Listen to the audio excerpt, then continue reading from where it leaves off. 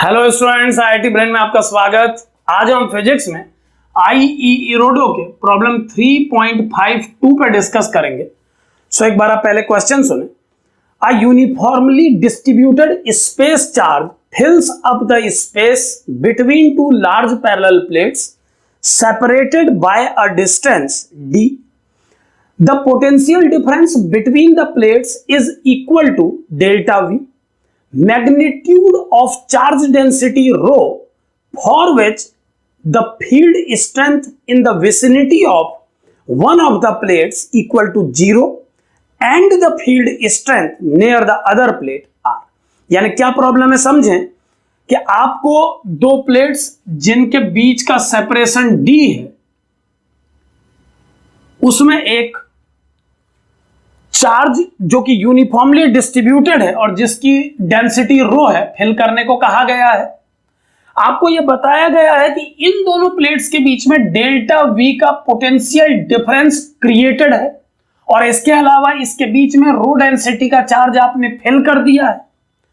तो आपको magnitude of charge density rho for which the field strength in the vicinity of one of the plate equal to 0, यानी आपको वो रो बताना है जिसके लिए किसी एक प्लेट के नियर बाय पॉइंट पर फील्ड स्ट्रेंथ का वैल्यू 0 हो जाए, वो रो की वैल्यू कैलकुलेट करनी है। और किसी एक प्लेट के nearer electric field strength vector को 0 मान के रो की वैल्यू निकाल के फिर आपको दूसरी प्लेट के पास इलेक्ट्रिक फील्ड स्ट्रेंथ वेक्टर की वैल्यू कैलकुलेट करनी है। यानी एक प्लेट के nearer electric field strength vector को 0 मान के पहले आपको रो को कैलकुलेट करना है, जबकि दिया हुआ है कि दोनों प्लेट्स के बीच में डेल्टा वी का पोटेंशियल डिफरेंस डेवलप्ड है और प्लेट्स का सेपरेशन d है। सो इन कंडीशंस को मान के आपको पहले E को 0 करके इस पॉइंट पर रो निकालना है और फिर बताना है कि इस कंडीशन में सेकेंड प्लेट के नियरर E का वैल्यू क्या होगा। कैसे सॉल्व करेंगे एक बार समझें। मान लीजिए इस पोटेंशियल डिफरेंस को जब क्रिएट किया गया तो इस प्लेट को हायर पोटेंशियल पे और इसको लोअर पोटेंशियल पर रखा गया।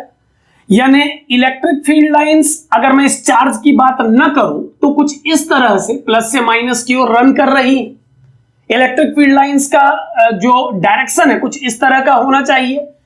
अब चूंकि आपने इसके बीच में यूनिफॉर्मली डिस्ट्रीब्यूटेड चार्ज जिसकी डेंसिटी रो है फिल कर दिया है, तो इस चार्ज की प्रेजेंस के कारण कुछ इलेक्ट्रिक फील्ड और डेवलप होगा जो इस चार्ज के द्वारा क्रिएट किया गया होगा। अब समझे क्लियरली कि अगर हम इन दोनों प्लेटों ने जो पोटेंशियल डिफरेंस डेवलप किया हुआ है उसे एक पल के लिए भूल जाएं, तो जो चार्ज इस स्पेस में डिस्ट्रीब्यूटेड है उस चार्ज का सिमेट्री लाइन कुछ इस तरह से इनके बीच में बनेगा। आप ये मान लें कि इन दोनों प्लेटों के बीच में मैंने ये एक प्लेट क्रिएट की है जो कि इस पूरे सिस्टम के लिए सिमेट्री प्लेट का काम कर रही है। अब ध्यान दें कि इस सिमेट्री प्लेट के किसी भी पॉइंट पर चूंकि चार्ज दोनों ओर बराबर डिस्ट्रीब्यूटेड है, इन चार्जेस के कारण इलेक्ट्रिक फील्ड की वैल्यू को 0 कहा जा सकता है। यह बात आप समझते हैं कि इस ओर बैठे चार्ज पार्टिकल्स इस ओर बैठे चार्ज पार्टिकल्स के द्वारा बनाए गए इलेक्ट्रिक फील्ड को कंपनसेट कर देंगे। यानी नेट इलेक्ट्रिक फील्ड इस सिमेट्री लाइन में 0 आ जाएगा केवल रो डेंसिटी के चार्ज के कारण। यहां पर ध्यान दें, जितना भी डिस्कशन अभी मैंने किया वो ये मान के किया कि ये डेल्टा वी डिफरेंस क्रिएट नहीं है इनके बीच में। अब ध्यान दें कि अगर इस लाइन पर इलेक्ट्रिक फील्ड स्ट्रेंथ 0 आती है तो इस रीजन के किसी पॉइंट पर और इस रीजन के किसी पॉइंट पर इलेक्ट्रिक फील्ड की डायरेक्शंस रिस्पेक्टिवली कुछ इस तरह की होनी चाहिए। यह मैं उस चार्ज की वजह से बोल रहा हूं जो इसमें प्रेजेंट किया गया है। अब ध्यान दें कि रो डेंसिटी के चार्ज को जब आपने इस स्पेस में फिल किया तो सेंट्रल लाइन से एक्स डिस्टेंस किसी पॉइंट पर अगर हमें इलेक्ट्रिक फील्ड की स्ट्रेंथ कैलकुलेट करनी हो तो एक गॉसियन सरफेस क्रिएट करेंगे और उस गॉसियन सरफेस पे गॉसेस थ्योरम अप्लाई करके इलेक्ट्रिक फील्ड की वैल्यू पता करना चाहेंगे। एक बार हम सेंटर से एक्स डिस्टेंस किसी पॉइंट पर इलेक्ट्रिक फील्ड स्ट्रेंथ वेक्टर के मैग्नीट्यूड को पता कर लें पहले, फिर हम क्वेश्चन को आगे बढ़ाएंगे। ध्यान दें कि इस पॉइंट पर इलेक्ट्रिक फील्ड कैलकुलेट करने के लिए इस चार्ज के कारण जो इसके अंदर इनक्लोज है, अगर मैं गॉसेस थ्योरम अप्लाई करूं तो मुझे मिलेगा E vector dot ds vector. चूंकि आप जानते हैं कि हमने इस चार्ज को कवर करने के लिए एक क्यूबॉइड क्रिएट किया है, तो इसकी ये वॉल्स का एरियल वेक्टर और इलेक्ट्रिक फील्ड का डायरेक्शन किसी भी पॉइंट पर पैरेलल होगा। ये मानते हुए हम इस प्रॉब्लम को कर रहे हैं कि एज इफेक्ट डेवलप नहीं हो रहे हैं। सो अगर मैं इसमें गॉसियस थ्योरम अप्लाई करूं तो मुझे मिलेगा E dot ds vector throughout the surface equal to net enclosed charge. अब ध्यान दें कि इस पूरे वॉल्यूम में जो चार्ज इनक्लोज होगा उसे हम लिख सकते हैं रो इंटू एक्स, और x को हम 2x लिख सकते हैं टोटल लेंथ के रूप में। और अगर मैं इस प्लेट के एरिया को A कंसीडर कर लूं तो टोटल चार्ज को कुछ इस तरह से प्रेजेंट किया जाएगा। अगर मैं इस एक्सप्रेशन को एप्सिलॉन नॉट से डिवाइड करूं तो आप जानते हैं कि गॉसेस थ्योरम के अनुसार इस E डॉट ds का जो वैल्यू है वो rho into 2x A upon epsilon naught के बराबर होना चाहिए। अब अगर मैं कंप्लीट इंटीग्रेशन को सॉल्व करूं इस पूरे सरफेस के लिए तो मुझे मिलेगा E इंटू ds के रूप में इस सरफेस के एरिया और इस तरफ बनने वाले सरफेस के एरिया को लिया जाएगा। चूंकि प्लेट का एरिया A कंसीडर किया गया है तो इसे 2A लिखा जाएगा। आप समझ सकते हैं।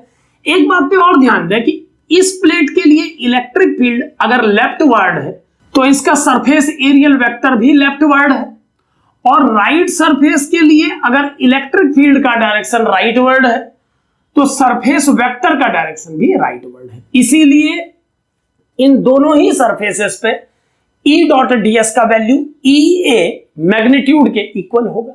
सो मैं इसे EA इस सरफेस के लिए और EA इस सरफेस के लिए लिख रहा हूं पूरा इंटीग्रेट करने पर। सो ये 2EA हो जाना चाहिए।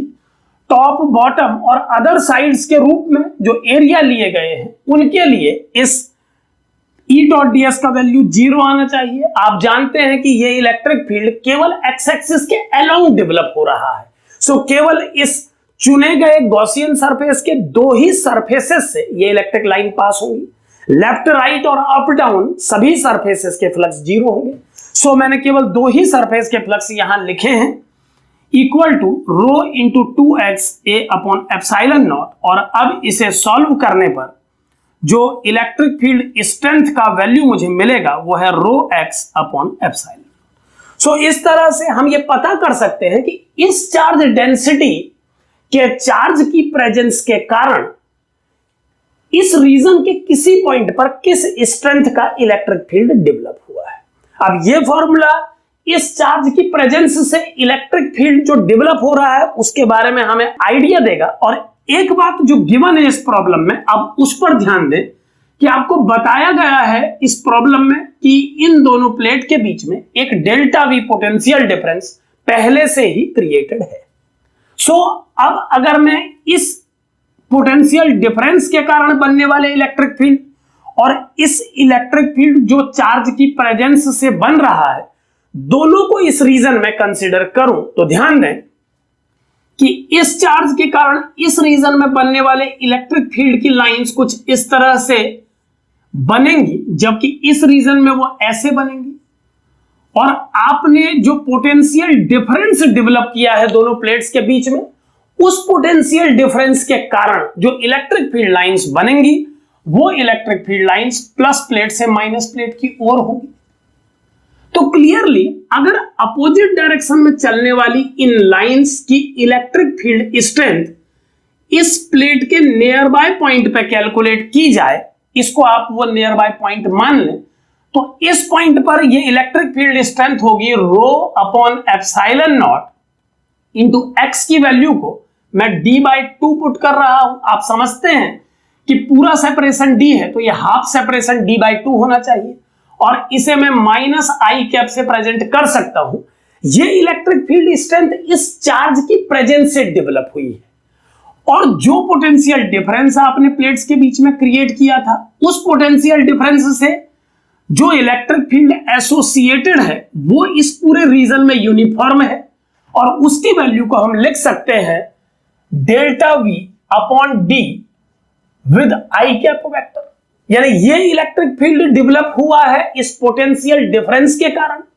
आप ये मान सकते हैं कि आपने कोई बैटरी कनेक्ट करके ये पोटेंशियल डिफरेंस डेवलप किया है, और यूनिफॉर्मली डिस्ट्रीब्यूटेड चार्ज के कारण जो इलेक्ट्रिक फील्ड इस प्लेट के क्लोज पॉइंट पर बना है वो इतना है, और हम चाहते हैं कि किसी एक प्लेट के पास ये electric field strength null vector बन जाए। तो इसे सॉल्व करने पर मुझे मिलेगा rho D upon 2 epsilon naught minus plus delta V by D equal to 0। मैंने आई वेक्टर को बाहर कॉमन ले लिया है और कोफिशिएंट को 0 से कंपेयर कर दिया है, और अब अगर मैं इसे सॉल्व करूं तो डेल्टा वी बाई डी का वैल्यू आ जाएगा rho D upon 2 epsilon naught, और रो का फाइनल वैल्यू होगा 2 epsilon naught delta V upon D square. So कुछ इस तरह से चार्ज डेंसिटी को प्रेजेंट किया जा सकता है इस रीजन के लिए, और इस चार्ज डेंसिटी के लिए किसी एक प्लेट के क्लोज पॉइंट पर जो इलेक्ट्रिक फील्ड स्ट्रेंथ वेक्टर है उसका मैग्नीट्यूड 0 हो जाना चाहिए। तो हमारे दो क्वेश्चंस में से एक क्वेश्चन यही पूछा गया था कि आप वो रो बताइए जिसके लिए किसी एक प्लेट के क्लोज पॉइंट पर electric field strength vector null vector बन जाए। सो ये वो डेंसिटी है जिसके लिए इस पॉजिटिव प्लेट के किसी पॉइंट पर electric field strength vector null vector बन जाएगा।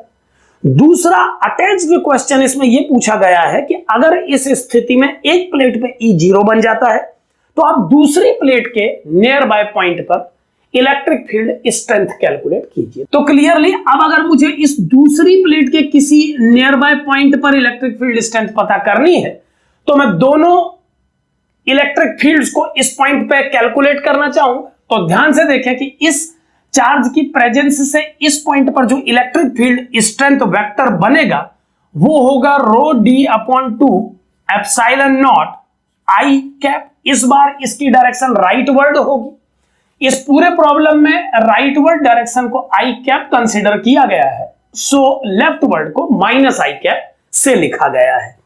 और इलेक्ट्रिक फील्ड स्ट्रेंथ जो इस पोटेंशियल डिफरेंस के कारण आई थी वो तो थ्रू आउट यूनिफॉर्म ही थी, तो मैं उसे delta V by D I cap लिख रहा हूं। और अब अगर मैं इस टर्म को सॉल्व करूं तो ये बन जाएगा rho D upon 2 epsilon naught plus delta V upon D, और चूंकि हम जानते हैं डेल्टा वी अपॉन डी को रो डी अपॉन 2 एप्सिलॉन नॉट माना जा सकता है, तो मैं इसे भी रो डी अपॉन 2 एप्सिलॉन नॉट लिख ले रहा हूं। और फाइनली हम इसे लिख सकते हैं rho D upon epsilon naught I cap. यहां पर आप ध्यान दें कि आप rho D upon 2 epsilon naught को डेल्टा वी बाई डी भी लिख सकते थे, और उस केस में यह आंसर आता 2 delta V upon D I cap. So इस प्रॉब्लम का फाइनल आउटकम आप 2 delta V upon D I cap भी दे सकते हैं, और सेम प्रॉब्लम का आंसर आप rho D upon epsilon naught I cap भी दे सकते हैं। So 2 delta V by D कहें या rho D by epsilon naught कहें, ये दोनों ही स्थितियां एक्सेप्टेबल हैं।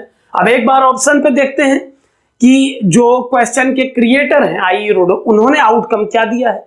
तो उनके अकॉर्डिंगली डेंसिटी का value 2 epsilon naught delta V by D square होना चाहिए, और दूसरा क्वेश्चन की दूसरी प्लेट के नियर इलेक्ट्रिक फील्ड स्ट्रेंथ इसे होना चाहिए रो डी अपॉन एप्सिलॉन नॉट। सो इसे फाइनल आउटकम के रूप में एक्सेप्ट किया गया है, हालांकि 2 डेल्टा वी अपॉन डी भी कहा जा सकता है। सो इस तरह से आप इस प्रॉब्लम को सॉल्व कर सकते हैं। इस प्रॉब्लम को गॉस थ्योरम के एक सिंपल एप्लीकेशन से सॉल्व किया गया है। यहां पर बस स्टूडेंट ये ध्यान दे कि दो इलेक्ट्रिक फील्ड एक ही प्लेस पर बनाने की बात कही गई है। कई बार स्टूडेंट ये कंफ्यूजन करता है कि किसी एक प्लेट के नियर बाय पॉइंट पर इलेक्ट्रिक फील्ड 0 कैसे करें। तो आप ध्यान दें कि एक पोटेंशियल डिफरेंस क्रिएटेड है और एक पोटेंशियल डिफरेंस जो चार्ज यूनिफॉर्मली फिल किया गया है वो डेवलप करेगा, और आपको इस तरह की सिचुएशन क्रिएट करनी है कि किसी एक प्लेट पर ये 0 हो जाए। ऐसा किया जा सकता है। आप इस प्रॉब्लम में इस प्लेट पर भी इसे 0 कर सकते थे, लेकिन उसके लिए आपको इस बैटरी जो ये पोटेंशियल डिफरेंस प्रोवाइड कर रही है उसकी पोलैरिटी को चेंज करना पड़ता। सो इस तरह से क्वेश्चन में ये कहा गया कि एक प्लेट पर E 0 करके दूसरी प्लेट का E बताइए। सो ऐसे आप इस प्रॉब्लम को सॉल्व कर सकते हैं। Thank you.